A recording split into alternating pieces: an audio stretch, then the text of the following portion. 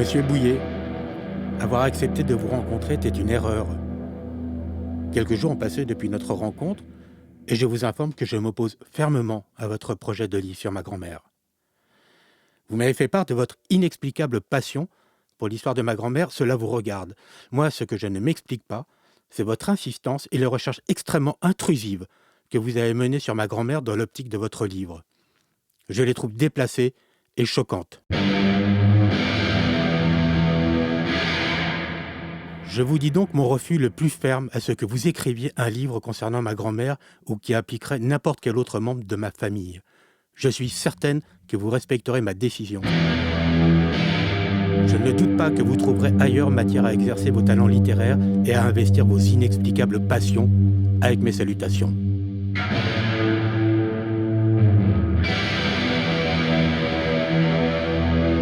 Ce mail était signé, ici une consonne, puis une voyelle.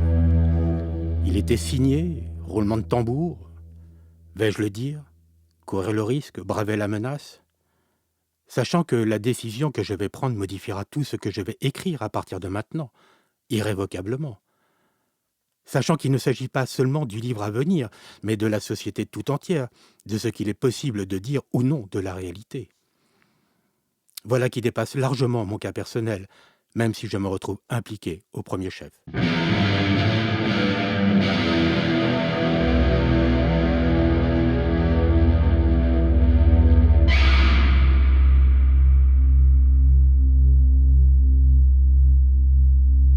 C'est une émission de radio que j'ai entendue dans les années 80.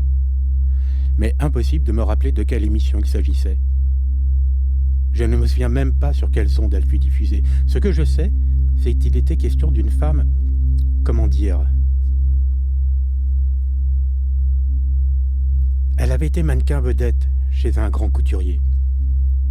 Elle avait eu son heure de gloire dans les années 50. Elle avait été admirée, courtisée, choyée, enviée, entourée, aimée, une belle vie en apparence. Pourtant, on avait retrouvé son cadavre momifié dans son petit appartement. C'est l'odeur qui avait alerté les voisins. Elle était morte depuis 10 mois. Elle était morte depuis 10 mois sans que personne ne s'en aperçoive. Pendant 10 mois, nul ne s'était inquiété de ne plus avoir de ses nouvelles, ni parents, ni amis, ni voisins.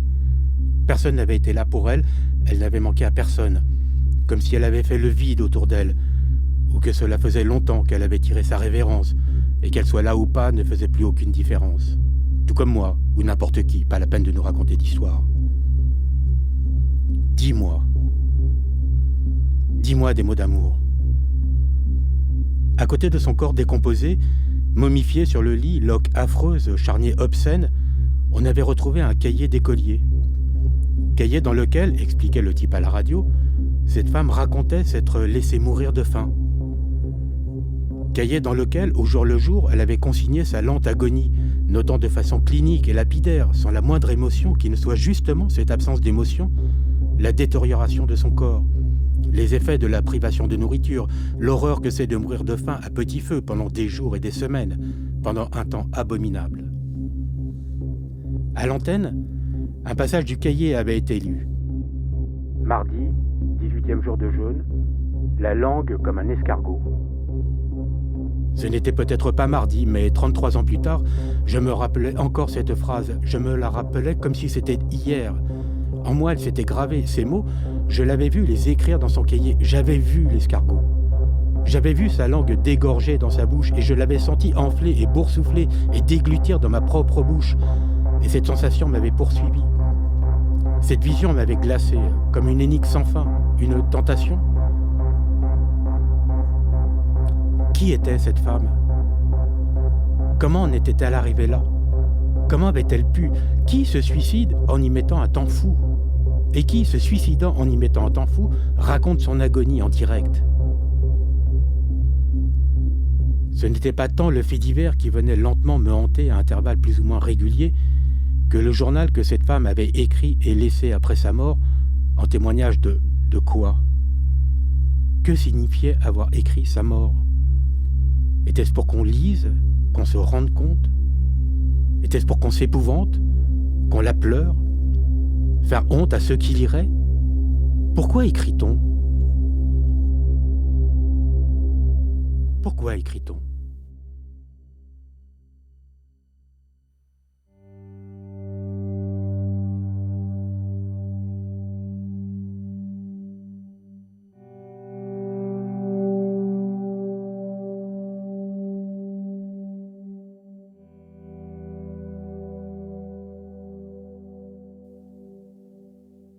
Il faut dire qu'à l'époque, je n'allais pas très bien. J'étais même au plus mal. La véritable raison de ma dépression, la raison intime et irréductible, c'était mon dernier livre. Il m'avait vidé de toute ma substance. Je lui avais tout donné et il m'avait tout pris, emportant avec lui mes forces vives sans m'en laisser aucune. J'étais rincé, vidé, ras-le-bol. J'avais créé un monstre de 2000 pages et ce monstre m'avait avalé tout entier. J'avais créé un monstre et que devenait Jonas après que la baleine l'a recraché? Il faut dire que l'écrire avait été une euphorie à nul autre comparable. J'avais beau être assis à ma table de travail, je ne tenais pas en place, je chantais, je dansais, je faisais rouler le monde dans le creux de ma main, je réinventais l'univers à chaque phrase, je créais au plus haut des cieux. Ma conscience fonctionnait à 1000 à l'heure, branchée sur 100 000 volts, tout à fait électrifiée, ses vannes grandes ouvertes, 24 heures sur 24. J'étais heureux, j'étais fabuleux. Je jouissais infiniment au-dessus de la ceinture, et c'était mieux que faire l'amour. Les contingences de l'existence, les factures EDF, la misère du monde, la laideur partout, voici qu'elles n'avaient plus prise sur moi.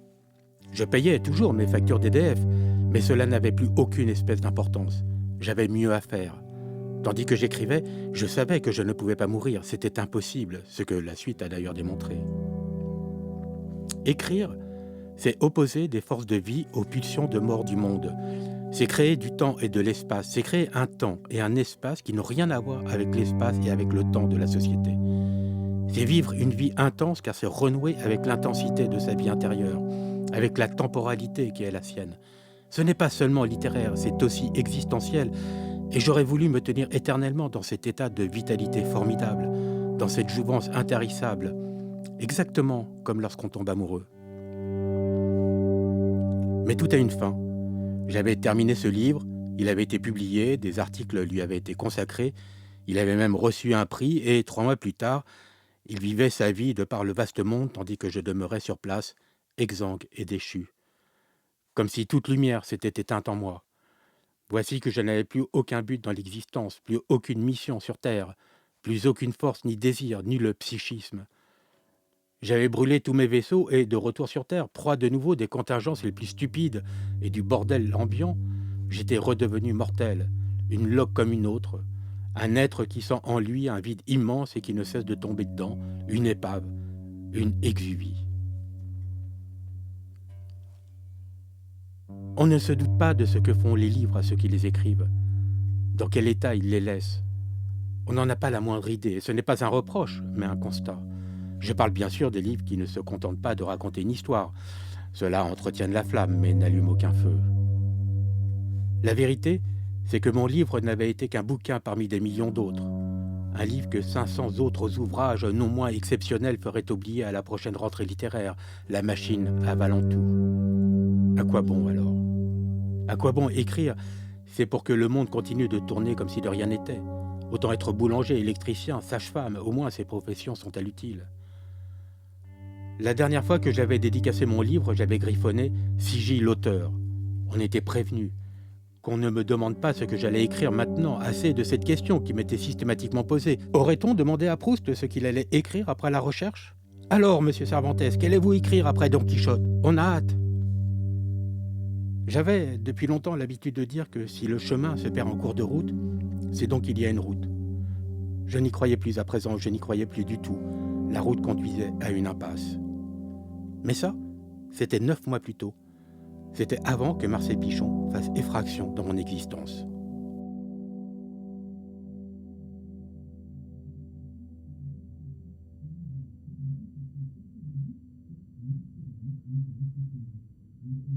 Si la presse s'empara du fait divers de Marcel Pichon, la télévision ne fut pas en reste.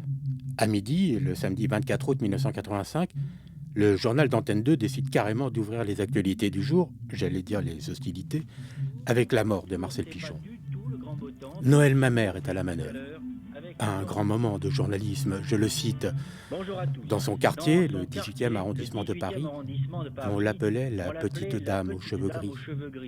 Marcel Pichon vivait seul dans son studio au milieu d'un immeuble de 7 étages. Elle avait 64 ans, elle vivait certainement dans le souvenir de l'époque heureuse où elle avait été mannequin chez Jacques Fabre, le grand couturier. La petite dame aux cheveux gris était abandonnée de tous et ne supportait plus cette vie de chien. Elle décida alors de se laisser mourir en écrivant jour par jour son agonie. Ses dernières notes datent du 6 novembre 1984, date probable de sa mort. Et pendant 10 mois, oui, je vous dis bien, pendant 10 mois, personne ne s'apercevra de cette disparition. Après 10 mois d'indifférence, on a retrouvé hier matin le corps momifié de Marcel Pichon. La petite dame aux cheveux gris. Dans le quartier, on l'appelait la petite dame aux cheveux gris. Non mais sans déconner, alors que tout le monde parle d'une grande dame brune. Ce que confirment les images montrant Marcel Pichon peu avant sa mort, notamment dans le documentaire d'Anne Gaillard, dont Noël Mamère a forcément eu connaissance, puisque le reportage qui suit en diffuse des extraits. Il en sait quoi, le Mamère, si Marcel vivait certainement dans le souvenir de l'époque heureuse où elle avait été mannequin? De quoi est-il certainement certain? Que sait-il d'une vie de chien? Elle ressemble à quoi, sa vie de journaliste? Si le ridicule tuait, ce ne serait parfois pas plus mal. Dans l'édition de 20h, c'est au tour de Daniel Bilalian de balancer des confettis dans tous les sens. Lui aussi ne retient de la mort de Marcel que l'indifférence dans les grandes villes, la solitude dans nos sociétés évoluées, le fait qu'on ait découvert le cadavre de Marcel 10 mois plus tard. Qu'une ancienne mannequin se soit laissée mourir de faim ou qu'elle ait écrit le journal de son agonie en direct, aucun intérêt, rien à foutre. Ce qui choque Bilalian, c'est, je le cite, que Marcel soit morte, seule au milieu des autres, indifférent. Les autres, les indifférents, c'est tout le monde, sauf Daniel Bilalian. Et je ne parle pas de Pierre Bellemare, parce que là, on attend des sommets, encore un autre grand moment de télévision. Que l'on ne croit pas que cela m'amuse de me moquer des Bellemare, Mamère et consorts. Je n'ai aucun doute sur le fait qu'il vaut mieux un monde avec des journalistes qu'un monde sans journalistes. Cela ne souffre aucune discussion. Sans les médias, nous ne saurons rien. Nous ne saurions du monde que ce qui se passe dans notre rue et dans notre quartier, et encore. Le problème, c'est que les journalistes ne peuvent pas s'empêcher de donner une information sans ce qu'il convient d'en penser, sans un récit qui, se substituant à l'information, devient le message et dispense une morale. À croire que leur mission n'est pas de dire ce qui se passe, mais de remédier au chaos en le parant de certitudes en mousse, et vite, d'éteindre la mèche que la réalité a allumée afin que vite, le monde reprenne son cours normal. Le problème, c'est que les médias ne voient dans un fait divers que le fait de société, alors que la littérature voit dans le fait divers le fait humain. Or, le fait humain comprend le fait de société, il l'intègre, alors que le fait de société exclut le fait humain, il ne veut pas en entendre parler. C'est cela le problème. Ce n'est pas le seul, et par parenthèse, je voudrais lancer une pétition visant à interdire la pratique du micro-trottoir dans les journaux télévisés. Parce que les micro-trottoirs, à propos de tout et de n'importe quoi, matin, midi et soir, c'est tout de même la lie. Prétendre informer les gens en demandant à l'homme de la rue ce qu'il pense de ceci ou de cela dont il n'a strictement aucune connaissance, c'est juste pas possible. C'est journalistiquement honteux, c'est propager l'ignorance la plus crasse. Et tu parles d'une information. Pour ma part, je vote pour la suppression pure et simple de cette pratique qui est fin de donner la parole aux gens alors qu'elle la manipule.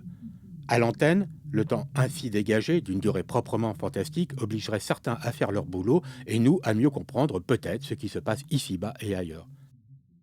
Qui signe? En attendant, c'est par les médias que nous avons accès à ce qui se passe dans le monde. Avons accès à quoi, au juste?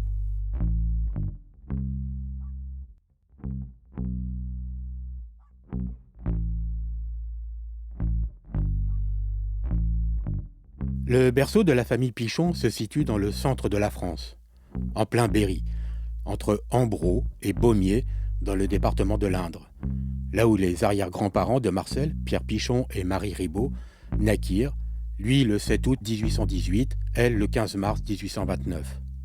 La vie, largement grégaire, se déroulait alors dans un tout petit périmètre valant pour le monde entier, et Pierre ne chercha pas très loin sa femme, ni elle son mari. Peut-être leur famille se fréquentait-elle, tout le monde connaissant tout le monde dans un rayon d'une ou deux lieues. Peut-être se rencontrèrent-ils à la foire de Beaumier, où la famille Pichon vint rapidement s'installer, lui raccompagnant Marie à Prunier, un soir de clair de lune, ne voulant pas qu'elle traverse seule la nuit peuplée d'arbres griffus, de bêtes tapis, d'ombres menaçantes, de farfadets diaboliques et de bons gars, en profitant pour compter Fleurette. Pierre Pichon fut toute sa vie journalier, comme l'était son père Denis avant lui et son grand-père avant lui, etc. Journalier, cela signifie que les Pichons étaient de père en fils gens pauvres, très pauvres même, avec tout ce que cela implique. Inutile de faire un dessin, il serait trop vaste et amer. C'est drôle. Beaumier se trouve à un jet de pierre du village de Morogue, lui-même situé à un jet de salive du hameau de La, où mes parents nous envoyaient, mon frère et moi, passer la fin des vacances d'été chez nos grands-parents maternels. J'avais entre 12 et 16 ans, cela se passait au début des années 70, et nous envoyer chez papy et mamie étaient les pires vacances que deux préados en pleine effervescence hormonale pouvaient passer. Cela ressemblait à une punition, car il n'y avait rien à faire à 20 km à la ronde. Strictement rien. La maison était moche et sommaire. On dormait dans une petite chambre pourrie, aménagée dans le garage et infestée d'araignées et de bêtes vicieuses qui grouillaient dans le noir. Il fallait mettre des patins dans la maison pour ne pas abîmer le linoléum. À partir de 18h, mamie regardait la télévision et c'était son feuilleton à l'eau de rose en permanence et interdiction absolue de la déranger. Si, au petit déjeuner, je mettais 2 sucres dans mon Nesquik, c'était un de trop. Le soir, il y avait soupe de potiron aux betteraves du jardin, 2 légumes qui sont devenus mes pires ennemis culinaires. Le hameau, surtout, déprimait. 6 masures repliées sur elles-mêmes, façade grise de ciment nu largement crevassé, avec une cour servant plus ou moins de dépotoir à ferraille. Des molosses se jetaient contre le grillage en écumant de rage au moindre passage.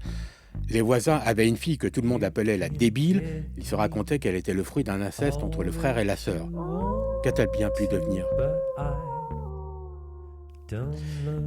Je me souviens de la mère Dupont.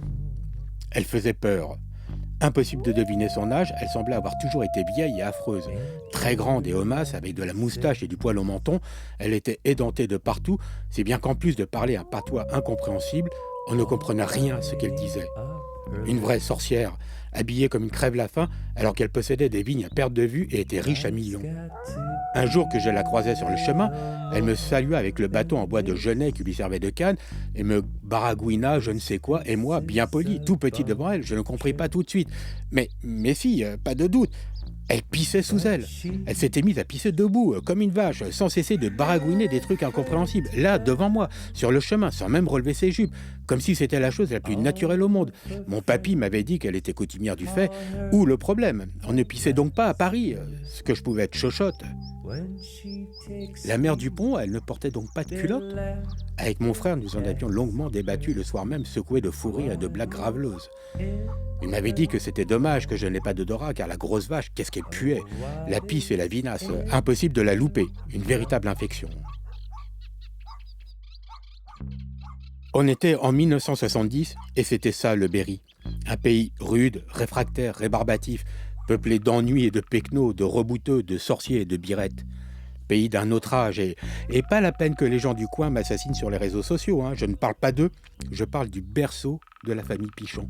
Je parle des origines de Marcel, de l'âpreté rustique de ses origines. Oui, on ne comprend peut-être rien à Marcel Pichon, rien à la férocité de son suicide par inanition, si on néglige le poids mémoriel de l'extrême pauvreté que connut au départ sa famille. Cette misère sur plusieurs générations reçue en héritage, ce combat opiniâtre, mesquin, dur au mal pour seulement manger à sa faim chaque jour. D'ailleurs, la région connut de graves émeutes de la faim en 1847, impliquant des journaliers, dont peut-être des membres de la famille Pichon. Si les autres l'ignoraient, Marcel savait qu'elle était l'arrière-petite-fille d'une boniche et d'un croquant du Berry. Jusqu'à dissimuler tandis qu'elle défilait dans des robes luxueuses et buvait une coupe de champagne dans des soirées clinquantes, parmi des gens qui n'avaient aucune idée de ce qu'était le travail, puisque c'était leur argent qui travaillait pour eux, sa généalogie et en avoir honte. Ou bien se félicitait-elle du chemin parcouru, des barreaux de l'échelle sociale gravis grâce à sa beauté, la seule marchandise qu'elle pouvait monnayer, ne disposant d'aucun autre capital, ni matériel, ni culturel ? Je l'ignore, mais je pose la question.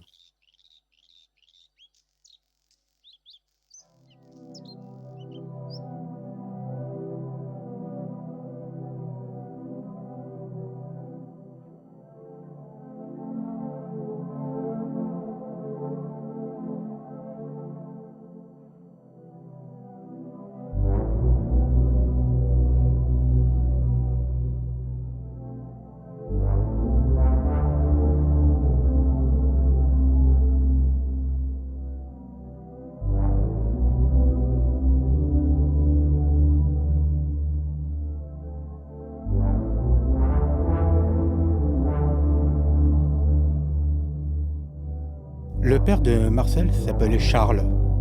Son grand-père aussi. Autrement dit, celui-ci donna son prénom à son fils, et quand Charles, le père, parlait à son fils, c'était comme s'il se parlait à lui-même. Comme s'il se voyait dans un miroir, avec fierté peut-être, ou déception, à mesure que son fils grandissait et devenait un homme. Quant à sa femme, Marie Lemoine, cela lui plaisait-il d'avoir 2 Charles Pichon à la maison, un grand et un petit? L'un qu'elle avait sorti de son ventre, et l'autre à qui elle ouvrait son ventre? S'y retrouvait-elle? Quand elle appelait Charles en criant dans la maison, le père et le fils devaient tourner la tête en même temps, chacun pensant qu'elle s'adressait à lui, avant de se rendre compte qu'elle s'adressait à l'autre. Quel bordel!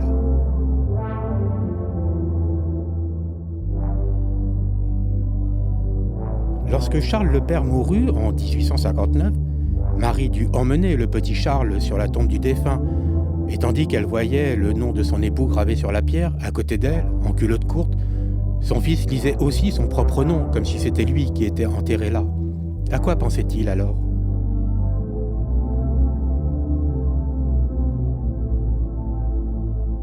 Je rappelle que je parle ici du père de Marcel, lequel, je l'apprendrai beaucoup plus tard, était si avare qu'il marquait au stylo bille les parts de camembert, afin que nul ne s'avise de prendre plus que sa portion.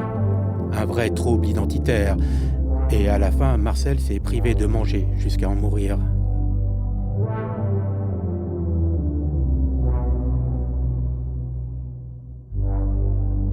La psychanalyse insiste beaucoup sur le désir des fils de tuer leur père pour coucher avec leur mère. Sur ce point, j'ai toujours pensé que Freud avait tout faux, et plutôt 3 fois qu'une. D'abord parce que, tout petit, le fils vole au père l'amour de sa femme, l'expulsant du giron dont il avait jusqu'ici la jouissance exclusive. Et de quoi il se mêle, le sale petit étard baveux et pleurnichard? Patouche, petit homme, dégage, rends-moi ma femme, déjà que tu l'as déformée et qu'elle t'adore plus que moi. Premier conflit de jalousie. Ensuite, parce que, devenu pubère, le fils commence à surclasser le père en force et en puissance sexuelle, au moment même où la vigueur de celui-ci diminue. Et qu'est-ce qu'il croit, le petit salico, qu'il peut rivaliser, qu'il en a une plus grosse que papa? Deuxième conflit de jalousie.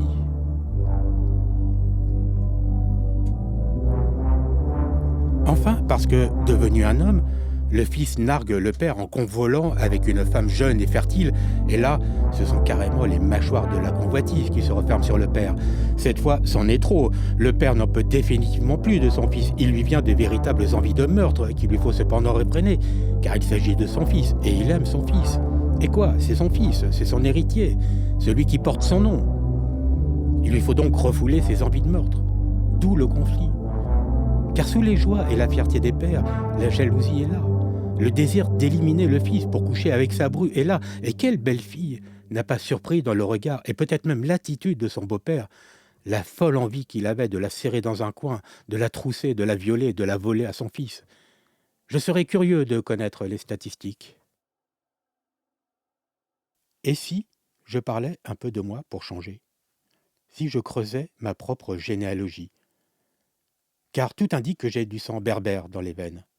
Lorsque j'étais gosse, certaines réflexions à l'école ne laissaient aucun doute. À l'adolescence, les flics ne s'y trompaient pas non plus, qui me contrôlaient volontiers au faciès. Et mon frère lui-même m'avait dit que je n'étais pas un vrai Baltimore. Il en était persuadé. Bon, j'avais haussé les épaules à l'époque. Je ne voyais pas l'utilité d'en apprendre davantage. Les gens qui s'interrogent sur leurs origines, ils recherchent surtout l'origine de leur malaise. Les gens qui cherchent leurs racines, on dirait des végétaux. Je ne suis pas un végétal. Je ne suis pas une putain de plante verte. Surtout que personne dans ma famille n'a jamais émis la moindre remarque sur le fait que j'avais la pommade et ne ressemblais physiquement pas à un Baltimore. Pas une seule fois, pas même une allusion. Tout était en apparence normal, silence radio sur toute la ligne, silence absolu. Et c'est bien ça le problème. Je n'ai aucun doute sur le fait d'avoir été aimé comme un vrai petit Baltimore, sauf que je n'en étais pas tout à fait un. On m'aimait, mais pas au point de crever l'abcès. D'où cette gêne diffuse, imperceptible, que je sentais flotter autour de moi, comme un cordon sanitaire ne disant pas son nom. D'où mon incompréhension. Comme si j'avais tout le temps un bout de salade coincé entre les dents, mais que tout le monde peignait de ne pas s'en apercevoir. Que tout le monde disait « Mais non, tu n'as pas un bout de salade entre les dents, pas du tout, quelle idée, que vas-tu inventer? Arrête de faire chier, il n'y a aucun problème. » Quel problème? Et moi, finissant par m'en convaincre, sans être dupe cependant, m'efforçant de l'être néanmoins, allant chercher ailleurs des raisons d'exister. Mais quand je me regardais dans la glace, je voyais bien que j'avais un bout de salade coincé entre les dents. Je voyais bien qu'on me racontait des salades. Pourquoi m'avoir fait naître? C'était pour me reconnaître à moitié. C'était bien la peine, et je songeais en comprenant soudain mon sentiment depuis toujours de n'avoir pas ma place sur terre, de n'avoir aucune place attitrée, aucune légitimité, jamais. En me rendant compte à quel point j'étais devenu solitaire, tout à fait réfractaire, incapable de faire confiance aux autres comme à moi. Car cela me stupéfie et me détruit depuis plus de 60 ans, mais il faut que je sois avec des gens qui ne m'aiment pas. Pas avec des gens qui me détestent, non, non, non, avec des gens qui, très sincèrement, parfois très chaleureusement, ne m'aiment pas, ne m'acceptent pas comme je suis, ne me reconnaissent pas. Pas vraiment, pas du tout, mais sans me le dire, surtout pas, en me faisant croire tout le contraire, en croyant eux-mêmes tout le contraire. Je suis peut-être piégé, mais je ne suis pas débile. Je sais ce que je ressens. Je sais que ma partie bougnoule, personne n'en a jamais voulu. Personne n'en veut. Il y a toujours un secret dans les familles, mais jusqu'à aujourd'hui, je ne m'étais jamais dit que le secret de famille, c'était moi. Je peux dire que cela fait bizarre. On m'a parfois demandé si j'avais cherché à savoir qui était mon géniteur. Cela ne me tracassait donc pas, n'avais-je pas envie de le rencontrer? On trouvait curieux que je me soucie si peu de le savoir. Ce n'était pas normal. Mais qu'imaginait-il? Car l'eussé-je retrouvé, à part lui demander de me montrer sa bite, je ne vois pas ce qu'il aurait pu m'apprendre de plus concernant mes origines. En revanche, si cela les intéressait, je pouvais leur montrer mon côté bougnoule. Ils voulaient voir? Non? Sans façon? Vraiment? Ok.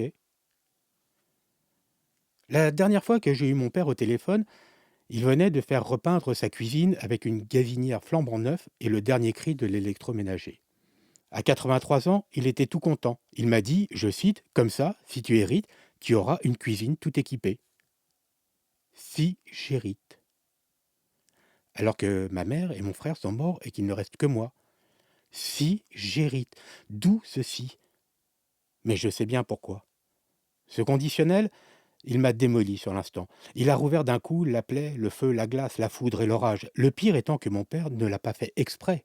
Il n'a pas dit ça pour me blesser. Cela lui a bonnement échappé. Il n'a fait qu'exprimer, de façon fortuite, l'air de rien, sans même y songer, à quel point il ne me reconnaît pas comme son fils. Pas vraiment, pas foncièrement, pas de façon inconditionnelle, mais au contraire de façon conditionnelle. Enfin bref. Comme le disait le regretté Rachid Taha, « J'ai rien à foutre, j'ai rien à déclarer ».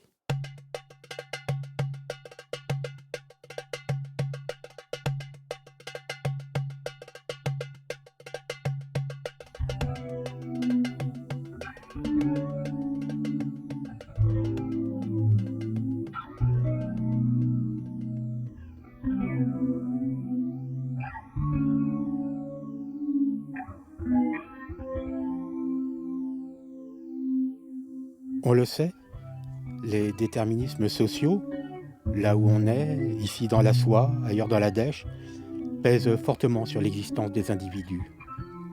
Ils les assignent à une vie, à un corps, à des croyances, à des goûts et à des mentalités, à des comportements et même à des maladies, à des destins.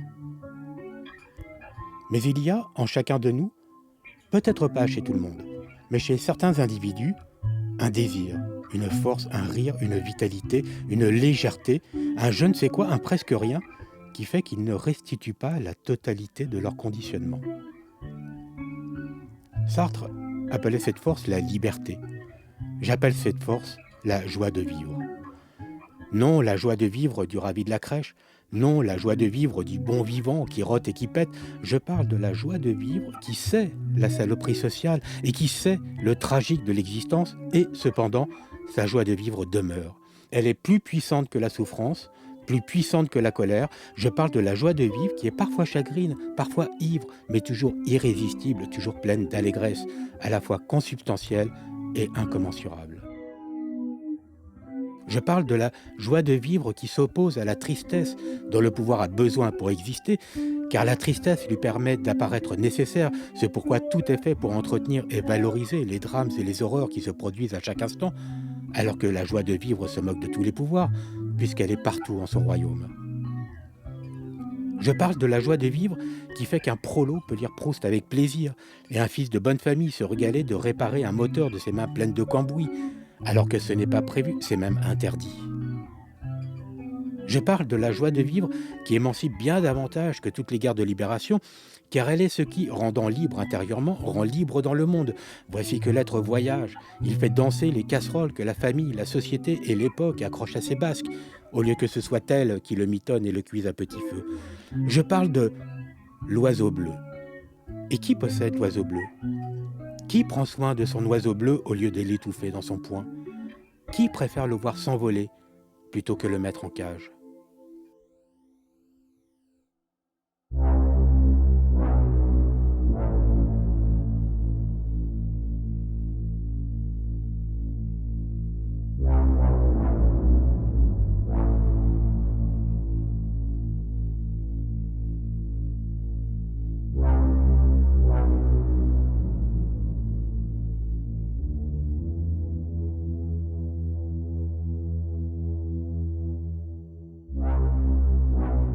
Avant d'être abandonné de tous, Marcel fut d'abord abandonné par sa mère, ceci expliquant peut-être cela.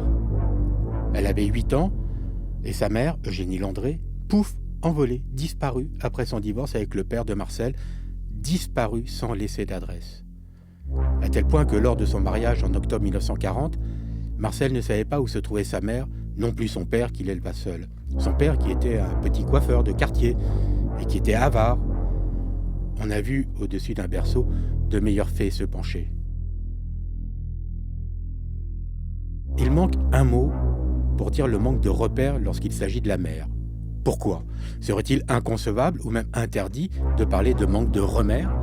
Il serait temps que cette expression entre dans le dictionnaire avec tout ce qu'elle signifie et implique de déplorable. Tous les psychologues le disent. L'absence de mère engendre, c'est le mot, des enfants en colère, distants, tristes, anxieux, parfois apathiques, toujours dépressifs. Des enfants qui ont si peu confiance en eux que pour survivre, ils portent un masque derrière lequel ils dissimulent l'abîme qui les habite, le vide qui les aspire, la case qui leur manque, le manque qui les dévore et qui, au fil du temps, ne sait même plus de quoi il est le manque, car le manque devient leur être même. Jusqu'à s'inventer une personnalité, tantôt sympathique, tantôt insensible, dans tous les cas fabriquée par leur difficulté à être eux-mêmes, puisqu'ils n'ont été là pour personne.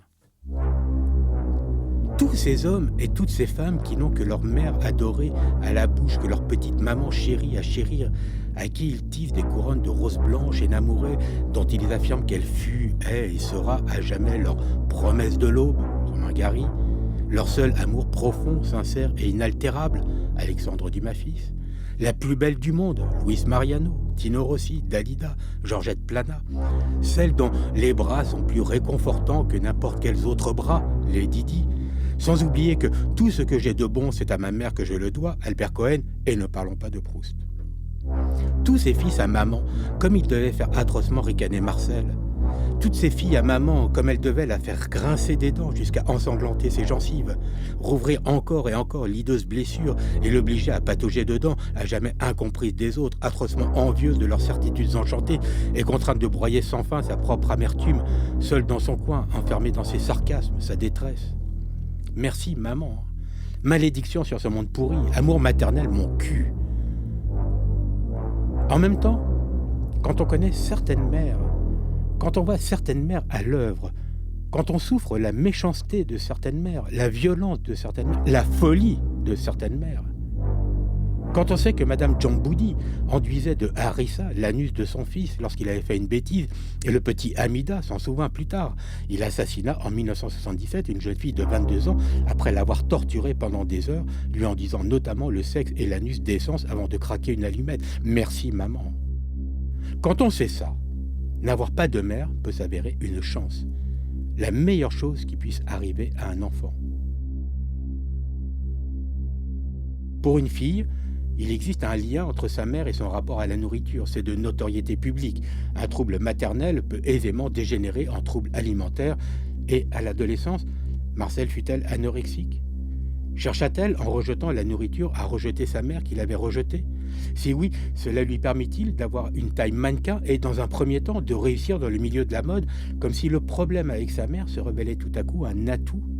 Car la société se nourrit volontiers de nos manques et désarrois, elle nous les rachète pour pas grand-chose, avant de nous les revendre au centuple. Nos victoires dans le monde cachent toujours des défaites intimes.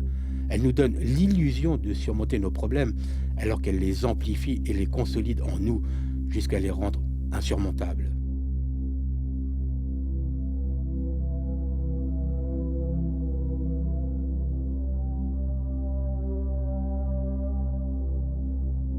Pour abandonner sa fille de 8 ans et s'en aller comme une voleuse sans même laisser d'adresse, Eugénie Landré devait avoir ses raisons, ses propres démons. Elle devait en tout cas avoir du caractère, du cran, un certain courage, un désir irrépressible de vivre sa vie, la volonté inflexible de disposer de son corps et de son existence, quoi qu'il en coûtât aux autres et quoi qu'il lui en coûtât. Qui peut le lui reprocher, hormis Marcel? Les gens qui osent s'inventer leur propre destin, sans doute ne sont-ils pas aimables au regard des chagrins et des cruautés qu'ils causent. Mais ceux qui, trop faibles envers eux-mêmes, suivent à la lettre les règles et les lois et, pour justifier leur incapacité à être, voudraient que personne ne soit libre, sont pires. Eux sont des assassins aux mains propres, ils vous tuent à la chandelle. Eugénie préféra manifestement avoir les mains sales. Elle qui, à 20 ans, avait quitté son Bourbonnais natal pour tenter l'aventure de la capitale, elle devait penser qu'elle méritait mieux que d'être la gentille petite femme d'un coiffeur de quartier, la parfaite mère au foyer, la femme se sacrifiant elle-même sur l'autel de la maternité, du patriarcat et de l'épicerie. Tant pis si elle avait tort. La claustrophobie suffoquait de la famille, c'était non. Être la bobonne à son bonbon s'étiolant dans l'oppression domestique, passer sa vie à faire la popote et le ménage, à torcher sa fille, à tenir la caisse du salon de coiffure et à vieillir lamentablement en prenant du poids, ses rêves n'ayant pas disparu, mais à force de s'amollir en elle, s'accumulant en paquets de graisse autour de sa taille jusqu'à n'être plus que leur tombeau de cellulite, leur bouée bien visible, leur cadavre adipeux. Voilà qui lui apparaissait peut-être plus désastreux que de tenter l'aventure de sa propre vie, dont elle serait l'héroïne. Les hommes et les femmes ont toujours été libres dans l'exacte mesure où ils et elles conquièrent leur liberté, et tant pis si le prix à payer s'avère exorbitant. Qui s'approche d'une flamme ne peut pas s'étonner qu'elle brûle. Il ne peut pas venir ensuite se plaindre. Ce n'est pas seulement la faute du feu. Ou bien, Eugénie Landré était une femme sans cœur, tout simplement. Une femme chez qui le sentiment de sa propre liberté se confondait avec l'absence totale du souci d'autrui. Une femme n'en faisant qu'à sa tête et s'en flattant, alors qu'elle était surtout égoïste et irresponsable. Et de ce fait, sa liberté ne valait pas grand-chose. Elle n'était que l'expression d'une servitude exaspérée. De tels individus existent et mieux vaut se garder d'eux. Dans le prénom Eugénie, il y a le mot « génie ». Elle ne pouvait l'ignorer, jusqu'à se persuader qu'elle en avait et fondé son existence sur cette conviction. Reste à savoir s'il s'agissait d'un bon ou d'un mauvais génie. Pour Marcel, la question ne se pose pas.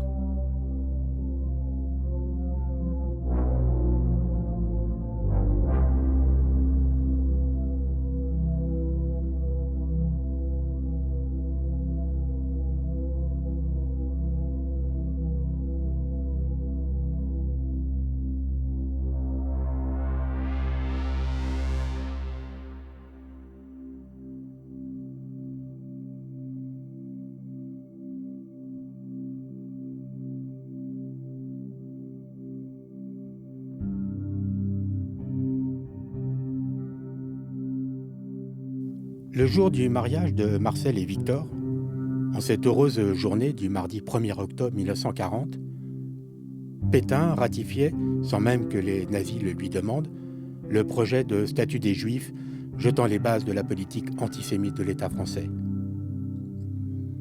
Comme un symbole, il se produisit ce jour-là dans l'hémisphère sud une éclipse du soleil, une éclipse totale du soleil. Et c'est ce jour-là que Marcel et Victor choisirent comme plus beau jour de leur vie, jour d'une éclipse totale de soleil, jour de gloire antisémite. 5 jours avant la cérémonie, célébrée le mardi 1er octobre 1940, la presse recommandait de manger des orties, un mets délicat qui peut remplacer un plat d'épinards et être servi en potage. Et le jour de leurs noces, après s'être passé la bague au doigt, Marcel et Victor écoutèrent-ils Radio Paris-Mans, Radio Paris est allemand, elle en robe blanche et lui en costume de mariée, tout en dégustant de délicieux petits fours aux orties. Ce n'était pas la période la plus propice pour convoler dans la joie et la bonne humeur. Le mariage dut se dérouler dans une ambiance bizarre, quasiment catimini. En raison du couvre-feu imposé par les autorités, la noce ne put s'éterniser, chacun devant réintégrer ses pénates avant 22 heures, au risque de se faire pincer par une patrouille et passer la nuit en prison, voire pire. Tel cet ami de Marcel Jouandeau, parti chercher dans la nuit un médecin pour sa femme qui allait accoucher. Il fut arrêté et, pas de peau, un soldat allemand ayant été assassiné vers minuit, il fut exécuté à l'aube avec une fournée d'autres prisonniers raflés bêtement comme lui. L'enfant naquit cependant, est bienvenu sur Terre. Mais j'ai soudain l'image de Marcel et Victor se retrouvant seuls le soir de leurs noces. Elle, heureuse, sensuelle, excitée, un peu pompette. Elle, s'empressant de tendre une grande couverture devant la fenêtre pour respecter les consignes, obligeant chacun à se calfeutrer chez soi, afin que des habitations aucune lumière ne filtre qui pourrait guider les bombardiers anglais. Et cette nuit-là, rien ne pouvait sans doute mieux se prêter à la situation que de se confiner dans la plus stricte intimité, comme s'il s'agissait de ne plus laisser entrer les horreurs des temps chez soi et à l'abri, bien au chaud, dans leur nid d'amour, après avoir allumé une bougie.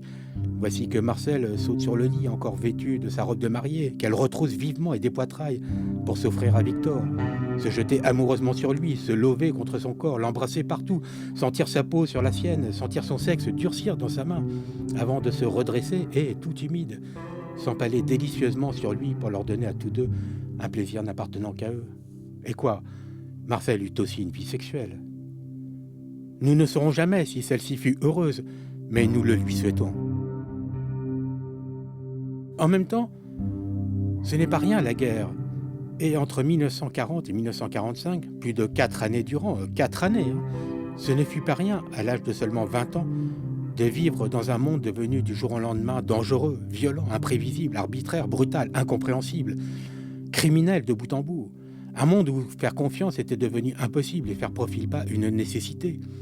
Où il fallait se battre pour sa pitance, pour un bout de pain ou de charbon, après avoir fait la queue pendant des heures, parfois pour rien.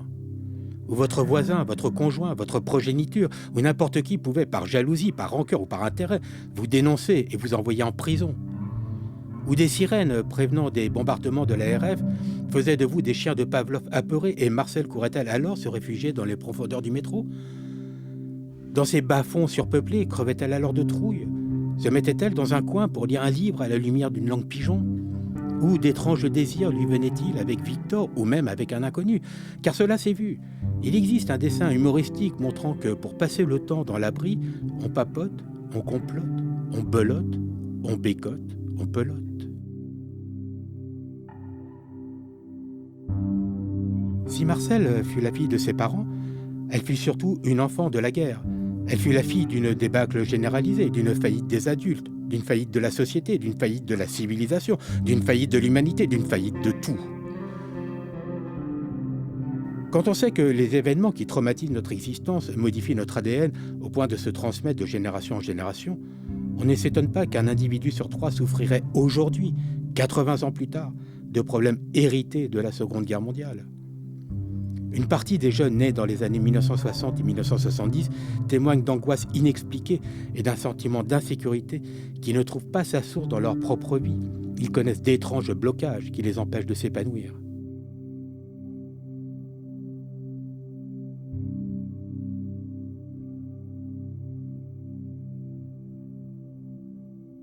Peut-être Marcel Pichon eut-elle peur toute sa vie.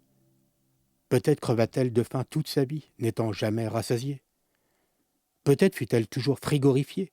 Peut-être sa vie fut-elle entièrement placée sous le signe du manque. Manque de maman, manque de nourriture, manque de chaleur humaine. Peut-être ne fut-elle jamais en paix, au point de devenir une femme inapte au bonheur, une femme vouée à la mort et à la destruction, jusqu'à s'enfoncer silencieusement dans la solitude et l'indifférence générale, tandis que le monde danserait sur son cadavre comme de l'huile sur une toile cirée, oublieux qu'il avait épuisé en elle jusqu'à Satan lui-même.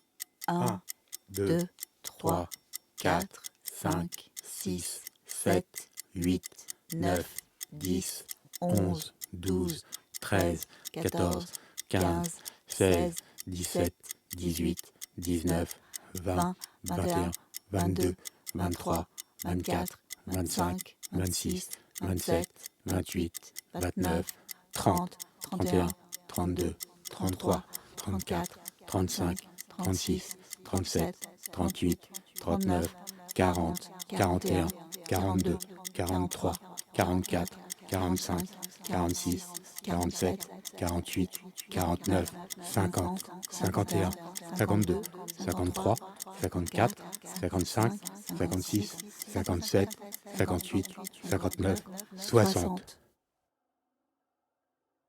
Le temps de compter ici même jusqu'à 60, 15 personnes sont mortes de faim dans le monde.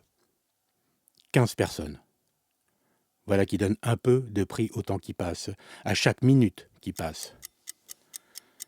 C'est tout de même dingue. L'homme a inventé la roue. Il a maîtrisé le feu et le fer. Il a domestiqué la nature et bâti des cathédrales. Il a trouvé des vaccins et édifié des villes immenses. Il est parvenu à aller sur la Lune et se dirige maintenant vers Mars. Il a réalisé la fission nucléaire et il sait manipuler le génome des êtres vivants comme la lumière à l'échelle du photon. Mais concernant le fait que certains possèdent beaucoup trop et d'autres quasiment rien, aucun véritable progrès. Aucune volonté réelle de résoudre ce problème. Socialement, l'humanité s'éclaire toujours à la bougie et c'est dingue, non ? Pour certaines personnes, commence Louis C.K. dans un de ses sketchs, la vie se résume à mourir de faim. Ils naissent, ils ont faim, ils meurent, voilà tout. Et pendant ce temps, moi, j'écoute de la musique au volant de mon Renault Nissan Infiniti. Je passe du bon temps et je dors comme un bébé. Et la salle d'éclater de rire. Louis C.K. laisse les rires se déployer. Il sourit en regardant le public, il se gondole, un étrange sourire, un sourire dans lequel il y a une espèce d'effarement. Un sourire qui semble dire « Mais ce n'est pas drôle, c'est affreux, ne comprenez-vous pas ? Bon Dieu, à quel moment allez-vous cesser de rire ? Jusqu'où faut-il que j'aille dans le cynisme pour que vous ouvriez les yeux ? Qu'est-ce que vous ne comprenez pas dans la phrase « malédiction sur ce monde pourri » ? Ou alors, non, ne me dites pas « C'est vous le monde pourri ? C'est nous tous ?»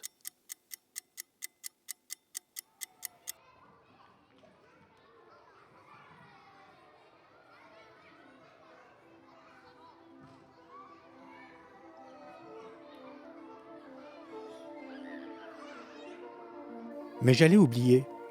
J'ai eu beau consulter les archives des écoles de filles maternelles, primaires et secondaires situées dans un rayon de 1 km et plus autour du 144 rue de Javel, celles de la rue Violet, de la rue Lacordaire, de l'avenue Félix-Faure et de je ne sais quels autres établissements, je n'ai trouvé, hélas, aucune trace d'une élève Pichon Marcel, scolarisée entre, disons, 1923 et 1938.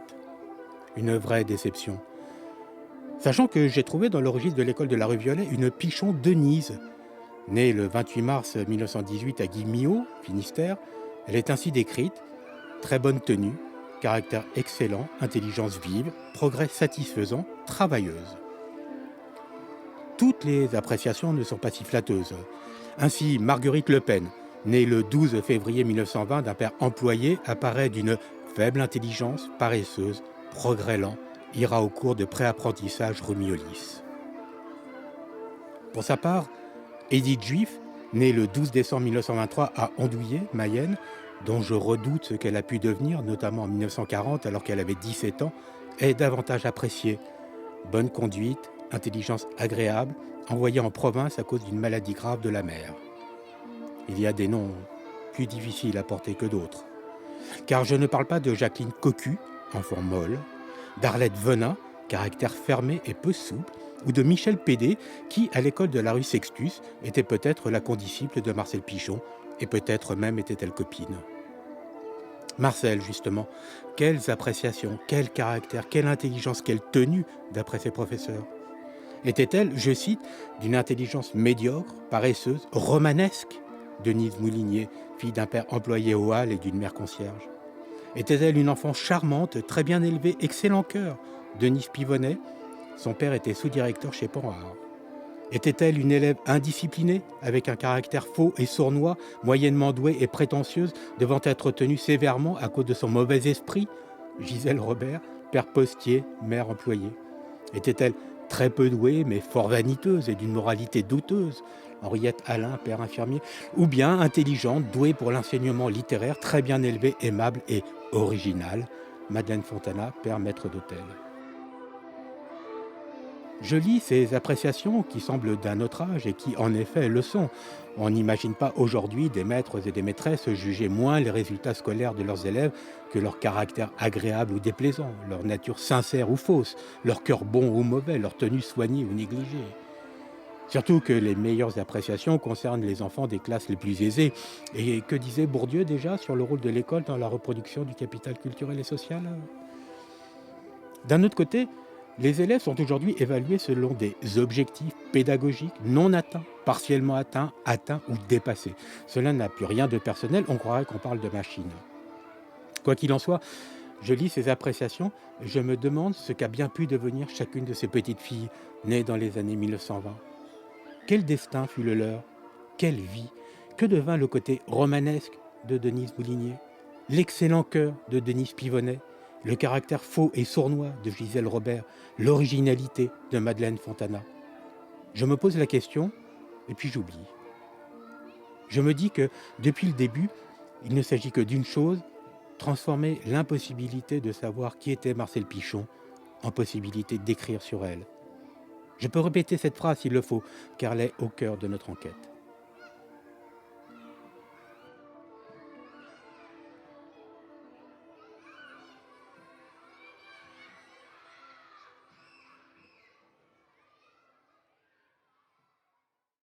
Saviez-vous, Penny, que Marcel avait la passion des odeurs? Chez elle, l'odorat était très important. D'ailleurs, elle possédait un petit appareil, sorte d'orgue à parfum, dans lequel elle glissait des cartouches odorifères pour, après avoir actionné une petite manivelle, respirer les senteurs qu'elle avait capturées ici ou là. Celle d'une robe qui avait appartenu à sa mère, d'un lit dans lequel elle avait fait l'amour avec Paul, des marais entourant Beaumier, et même les effluves d'une pissotière. Les effluves d'une pissotière? Comme je vous le dis, Penny, mais pas n'importe quelle pissotière, bah non.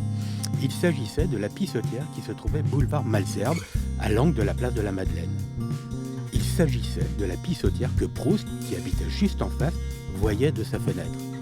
Il faut que vous sachiez, Penny, qu'avant de disparaître à la fin des années 70, les pissotières servaient de lieu de rendez-vous aux homosexuels qui venaient se retrouver là pour se faire des gâteries, tremper furtivement leurs biscuits, lequel était parfois un morceau de pain. Il ne s'agissait pas seulement de faire pipi. Et Proust adorait observer le manège interlope qui se déroulait juste sous ses fenêtres.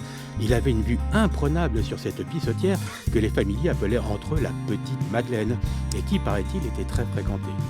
Bon, je dis pissotière, mais le nom officiel était Vespasienne, du nom de l'empereur Vespasien qui imposa une taxe sur l'urine des Romains au 1er siècle de notre ère. Et oui, plus trivialement, les Vespasiennes étaient baptisées Ginette ou Tasse. Je ne vous explique pas pourquoi. Ou bien voulez-vous que je vous fasse un dessin? Sans façon, Bimor, merci. Ok. En 1900, Paris comptait pas moins de 4000 urinoirs. Il y avait une Ginette tous les 200 mètres et... Vous comprenez maintenant? Vous faites le lien? La tasse, la Madeleine, tremper son biscuit, Proust. Ce n'est pas par hasard si Marcel a choisi cette pissotière. Elle connaissait son Proust. Elle ne s'appelait pas Marcel pour rien. Vous voulez dire, Bimor, que la page la plus célèbre de la littérature française, le passage que les écoliers de France apprennent depuis des générations à l'école, dissimule un sous-texte graveleux, accessible seulement aux initiés? Vous faites marcher celle-ci, avouez. Pas du tout. Relisez ce qu'écrit Proust. Il parle du plaisir délicieux qui l'envahit après avoir porté à ses lèvres une cuillerée du thé où il a laissé s'amollir un morceau de ces gâteaux courts et dodus qu'on appelle Petite Madeleine. Il parle d'une puissante joie au contact de son palais, d'une essence précieuse. Que vous faut-il de plus? En plus, pardon, mais tant d'émotions bouleversifiantes pour un simple gâteau trempé dans du thé, vous y croyez, vous? Alors que s'il s'agit d'autre chose, s'il s'agit d'une autre sorte de gâteau et d'une autre sorte de thé, tout s'éclaire, tout prend sens. Et dire qu'il existe des bibliothèques entières sur l'édifice du souvenir qu'a édifié justement Proust dans cette page. Et pour l'édifier, on peut dire que c'est édifiant. Mais vous êtes un grand malade, Bimor. Vous ne respectez vraiment rien. Vous salissez décidément tout. Vous savez qu'on fête cette année le centenaire de la mort de Proust et vous... Vous ne comprenez pas, Penny. Je suis en train de vous dire que la littérature, c'est prodigieux. Je suis en train de vous dire que Proust est un génie. C'est une dernière photo. Elle n'est pas datée. Prise au parc de Sceaux, elle montre Marcel lorsqu'elle avait 10 ou 11 ans. En tout cas, c'est elle, c'est Marcel, enfant, en petite robe blanche à manches courtes, coiffée à la Jeanne d'Arc. C'est elle avec sa mère, avec Eugénie Landré. Enfin, la voici, la fameuse Eugénie, la mère partie sans laisser d'adresse, qui abandonna sa fille de 8 ans, et on connaît la suite. Sur la photo, qui est un peu floue, elles sont toutes les deux assises dans de hautes herbes. Au loin, une rangée d'arbres touffus. C'est manifestement l'été. Marcel se tient à genoux et, de ses 2 bras, elle enlace le cou de sa mère, l'embrasse sur la joue, tout en fixant l'objectif. Eugénie sourit. Son visage est radieux. C'est une jolie femme, très jolie même. Elle porte une robe en tissu satiné de couleur sombre qui laisse ses bras nus. Elle aussi regarde l'objectif. C'est un moment heureux, par une belle après-midi ensoleillée.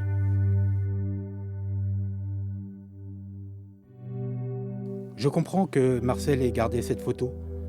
Quand elle la regardait, elle pouvait voir sa mère lui sourire d'un sourire qui jamais ne s'effacerait, qui disait que sa mère l'aimait et l'aimerait éternellement, tandis qu'elle-même l'enlaçait et l'embrassait, l'avait tout à elle, pour toujours. Sauf que non. Car la photo n'est pas seulement floue, elle jette aussi le trouble. C'est dans les corps que ça se passe, leur attitude, ce qu'ils expriment. Marcel se pend au cou de sa mère, de ses 2 bras l'enlace avidement dans un geste qui l'emprisonne et l'étouffe, jusqu'à obliger sa mère à se pencher, à subir cette étreinte, alors qu'Eugénie ne veut pas. Car on sent qu'elle résiste. C'est très visible. Son corps dément son sourire, ou plutôt, son sourire est la forme que prend à cet instant son embarras, sa répugnance pour sa fille. Au vrai, Eugénie ne fait que consentir à l'étreinte de sa fille, tandis que Marcel l'embrasse sur la joue, son visage penche de l'autre côté, il se raidit. C'est indicible, mais c'est très net. C'est pourquoi Marcel s'agrippe d'autant plus férocement à elle, parce qu'elle sent que sa mère la rejette, même si elle le cache et, pour la photo, fait mine d'être heureuse et aimante.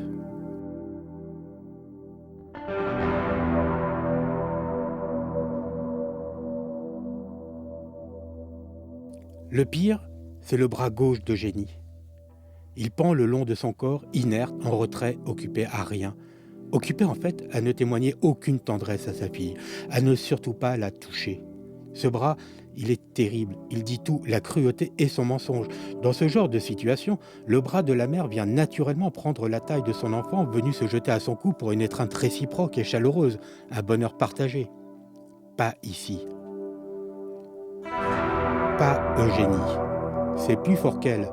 Elle ne peut pas prendre sa fille dans ses bras, elle ne peut pas lui donner ce qu'elle veut. Ce que Marcel embrasse, c'est un mur, c'est un refus.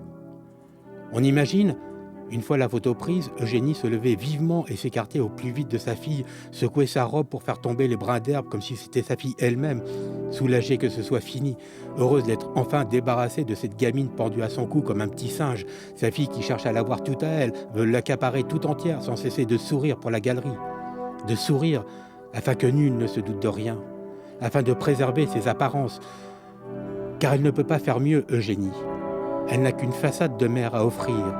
Elle n'aime pas sa fille, elle n'y arrive pas, alors qu'elle le devrait. Elle ne le sait sans doute que trop, mais c'est ainsi, elle n'a pas la fibre. Pauvre Marcel, pauvre Eugénie.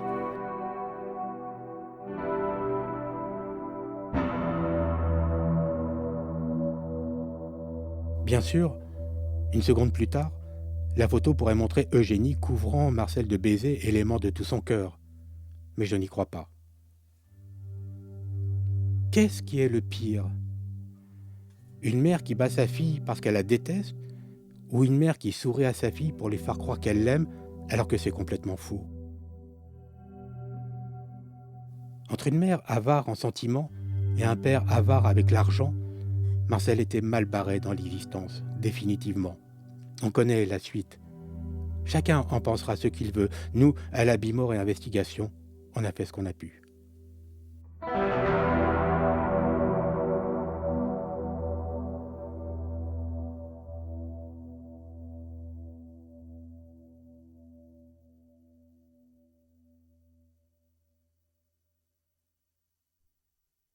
Ce qui manque dans la vie reconstituée de Marcel Pichon, ce sont les instants de bonheur, ceux-là qui manquent cruellement.